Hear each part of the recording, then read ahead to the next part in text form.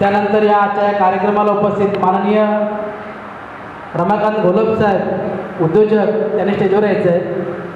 त्यानंतर धनाजी सुरोश साहेब यांनी देखील स्टेजवर यायचं आहे.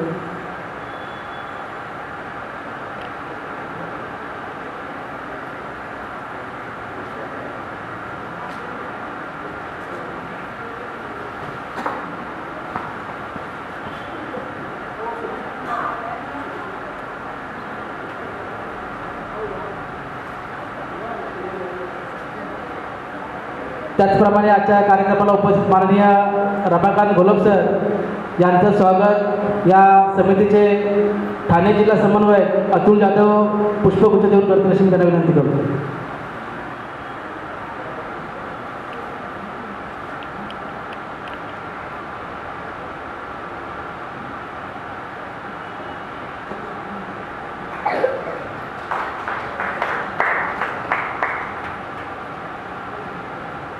माननीय धनाजी सुरोली सर.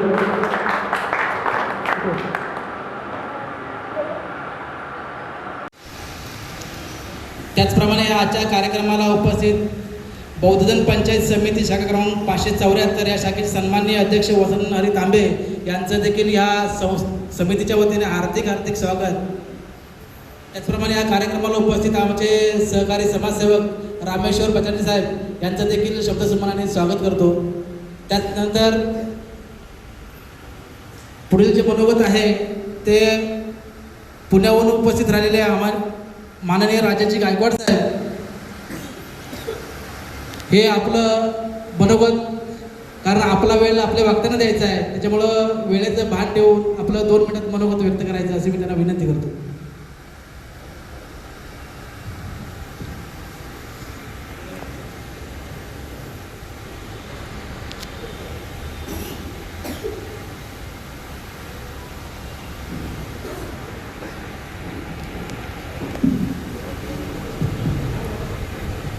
महाकारुणिक तथागत भगवान गौतम बुद्ध विश्वरत्न परमपूज्य बोधिसत्व डॉक्टर बाबासाहेब आंबेडकर यांच्या आचार विचारांना अभिवादन करतो.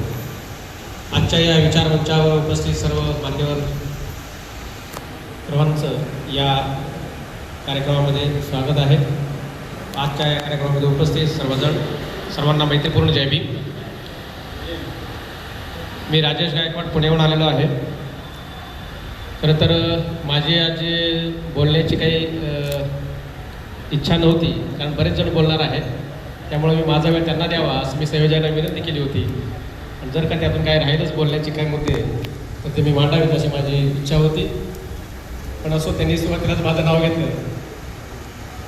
विषय खूप मोठे आहेत आणि वेळ खूप थोडा दिलेला आहे, त्यामुळे कसं मांडायचं हा एक प्रश्न आहे. आपण सर्वजण जाणता 12 फेब्रुवारीपासून या आंदोलनाला सुरुवात झाली. मला वाटतं मी हिंदीमध्ये बोलावं का?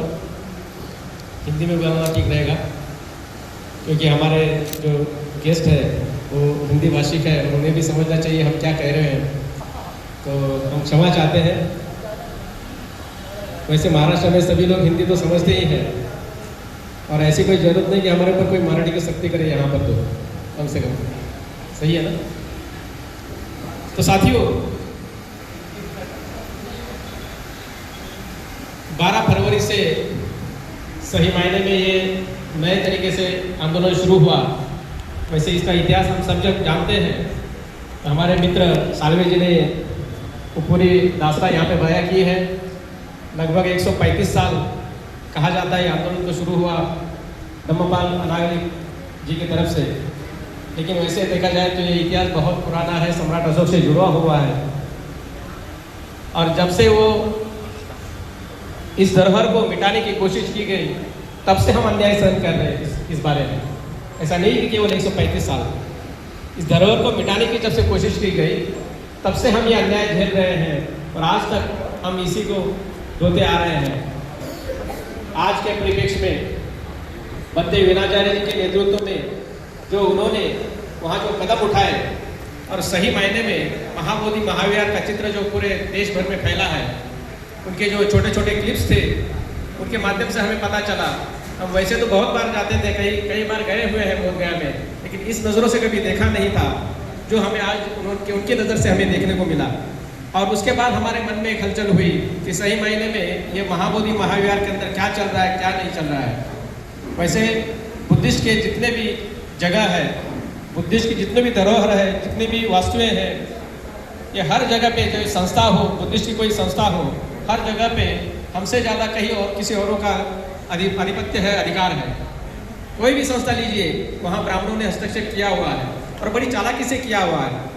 और जहाँ वो डायरेक्ट नहीं पहुँच सकते हैं, वहाँ अपने लोगों को उन्होंने हमारे रूप में वहीं पे भेजा गया है और उनके तरफ से उनका खुद का एजेंडा वो लोग चलाते हैं। हम सब जानते हैं ये केवल महाबोधि महावर की समस्या नहीं है, तो बाबा साहब की मूवमेंट के, तथागत की मूवमेंट की जितने भी संस्थाएं हैं, तो हर जगह पे यही चल रहा है।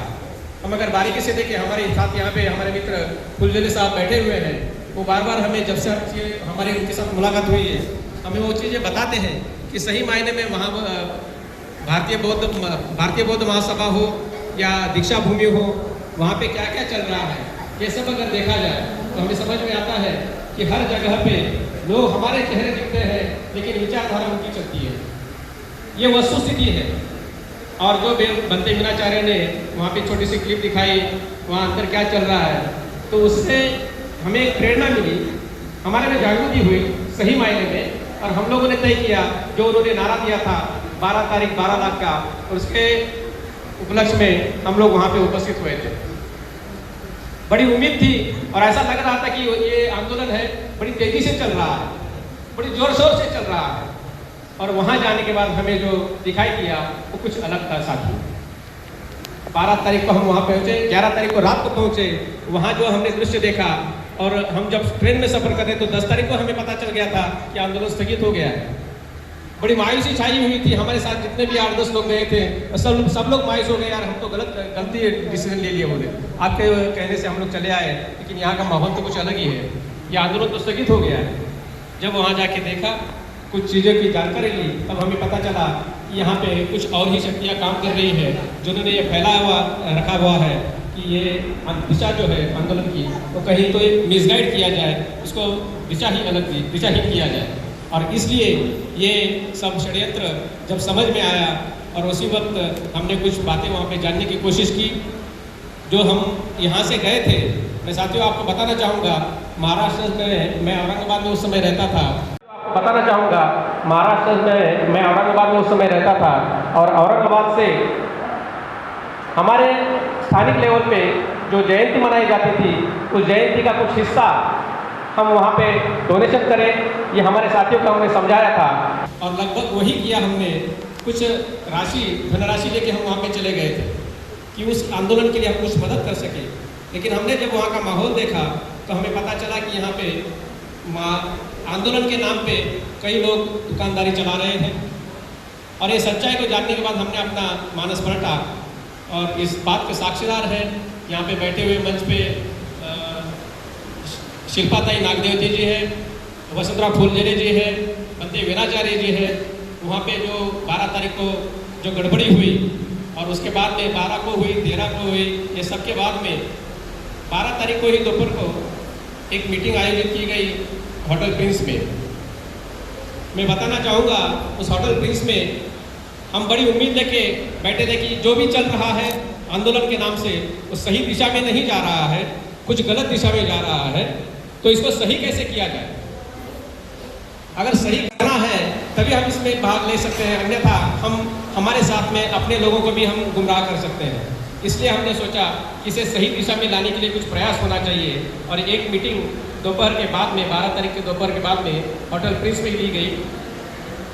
और उस होटल प्रिंस में कुछ मान्यवर महाराष्ट्र के काफ़ी सारे लोग वहाँ पे जमा हुए थे। बंते वीराचार्य थे, मेरे ख्याल से बंते राहुल जी भी वहाँ थे, और शिल्पाताई थे, और काफ़ी सारे लोग, कम से कम 25-30 लोग वहाँ पे उपस्थित थे। और वहाँ पे ये निर्णय लिया गया कि ये जो अभी आंदोलन चल रहा है, साथियों थोड़ा सा ध्यान से सुनिए, आपस में बातें करें न करें। ये जो आंदोलन चल रहा है वो दिशाहीन चल रहा है, इसको सही दिशा देना पड़ेगा। हर कोई अपने तरफ से कहेगा कि मैं नेतृत्व कर रहा हूँ और वो ये आंदोलन को चलाएगा, तो सही मायने में इसका लाभ जो हमारे विरोधी है उन्हीं के पक्ष में जाएगा, हमें उसके न्याय नहीं मिलेगा। इसलिए हमने वहाँ पे तय किया था कि एक राष्ट्रीय कार्यकारिणी वहाँ पे बनाई जाए। और ये जो राष्ट्रीय कार्यकारिणी होगी उसमें कोई भी पॉलिटिकल लोगों को शामिल न करते हुए ये जो हमारे उपासक उपासिका है, जिनमें ये जिद है, जो आज यहाँ पे उपस्थित है, जिनमें उम्मीद है कि हम इस लड़ाई को लड़ने के लिए तैयार हैं, ऐसे लोगों ने इस नेतृत्व को संभालना चाहिए और उसको मार्गदर्शन भिक्षु संघ की तरफ से किया जाए। यही बात तय हुई थी और इस तरीके से हम सब करने के लिए तैयार थे। और उसके दूसरे दिन ही तय हुआ था कि जून महीने के 5, 6, 7 तारीख को एक सार्वजनिक मीटिंग ली जाए। एक दिन का धरना आंदोलन रहेगा और बाकी 2 दिन सभा होगी और उसमें तय किया जाए कि राष्ट्रीय कार्यकारिणी कैसे निकली, कैसे स्थापित होगी। और ये सब चीज़ें तय होने के बाद में मन में हमारे उम्मीद जगी कि सच में हम कुछ सही दिशा में काम करने के लिए तैयार हो रहे हैं। धीरे धीरे क्यों ना हो, इसके आगे तो ये आंदोलन कम से कम एक निर्देशन में, एक सही दिशा में आगे चलेगा। लेकिन जब 5 तारीख का आंदोलन, धरना आंदोलन हुआ और 6-7 को जो मीटिंग हुई उसमें भी महाराष्ट्र की तरफ से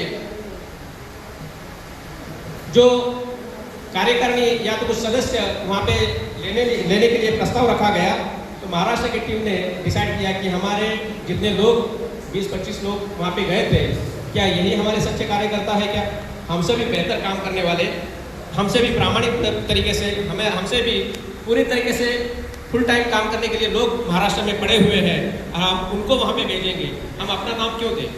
और इसलिए हमने वहाँ से वापस आए और उसके बाद कुछ घटनाएं घटी। बंते जी तो जेल में बंद थे, आपको बताया गया है, बंते जी जेल में थे और उस वक्त जो कुछ जिस तरीके से हमें ट्रीट किया गया तो हमारे मन में कुछ खटास हुई और हमें ऐसा लगा कि ये कुछ सही तरीके से नहीं चल रहा है, किसी पार्टी प्रमुख इसको कंट्रोल में कर रहे हैं और ये हो फिर भी ये कहीं दिशा में भटक जाए।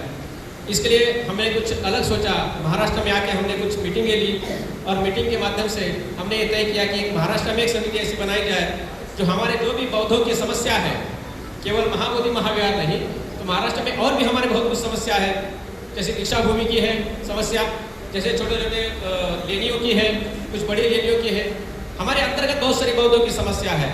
उसके लिए एक लड़ने वाली एक समिति ऐसी गठित हो और फिर उसी में से हम कुछ लोगों को जो राष्ट्रीय कार्यकारिणी बनेगी, जैसे कि अभी BSS बुद्धिस्ट समन्वय संघ जो राष्ट्रीय लेवल पर बन रहा है, उसमें भी हम लोगों को भेजेंगे। इस तरीके से हमने सोच के ये सब बनाया था। लेकिन वहाँ ऐसे लोभी लोगों ने, कुछ लोगों ने वहाँ पे ये टीम को अंधेरे में रख के कुछ अलग प्रोग्राम बनाया और आप देख रहे हैं, आप जानते हैं सब कुछ, मैं किसी का नाम नहीं लूँगा यहाँ पे, लेकिन जो भी हुआ उसके लिए उन्होंने अपने हित लाभ को देखते हुए इस टीम को अंधेरे में रख के कुछ अलग डिसीजन लिए गए और इस वजह से हमको थोड़ा सा अजीब लग रहा था। लेकिन अभी बंदे जी आए हुए हैं, बंदे जी का हमने यहाँ पे सत्कार भी कर रहे हैं, सत्कार किया हुआ है। हमने जब इस मीटिंग से पहले, अभी की सभा से पहले जब बंदे जी से बात की तो उन्होंने हमें आश्वस्त किया है कि जो कुछ भी हुआ है उसे हमको भूलना होगा और इसके आगे जो जिस तरीके से होटल प्रिंस में जो बातें हुई थी, जो राष्ट्रीय कार्यकारिणी बन के जो एक उपासकों का एक नेतृत्व रहेगा और उसको गाइडेंस बंते जी की तरफ से होगा, उस तरीके से हम लोग चलेंगे। लेकिन थोड़ा समय लगेगा, हमको सबको साथ में मिलकर चलना है, क्योंकि जितने भी हम संगठन बनाएंगे उस संगठन जितने भी बनते रहेंगे उतने ही हम लोग एक दूसरे से अलग अलग होते रहेंगे।